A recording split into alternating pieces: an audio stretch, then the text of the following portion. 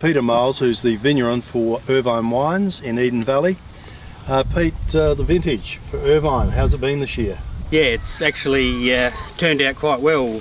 Started off with, we had a good wet winter to start with, and then all of a sudden the rain cut off and we're in a dry spring, and then a cool summer, of course, which it really slow ripening, which is really good for the Merlot. And then all of a sudden become end of January, beginning of February, start of vintage.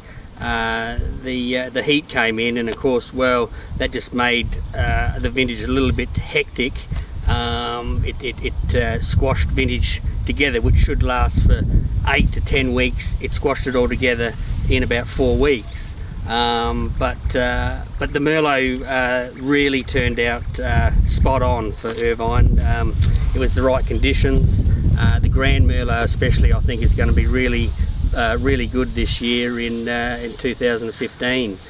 Probably the best in a decade. And then the Shiraz on the Hazemere side turned out really well. It's just been a really good season, I think, and should make some good quality wine.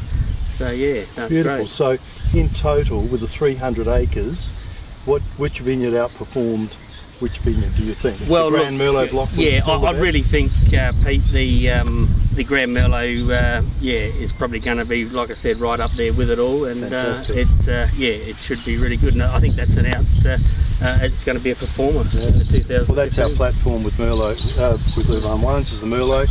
The Grand Merlot is on the world stage, one of the best, and fantastic news, Pete. Thanks for your time. No, thanks, Pete. Thank you.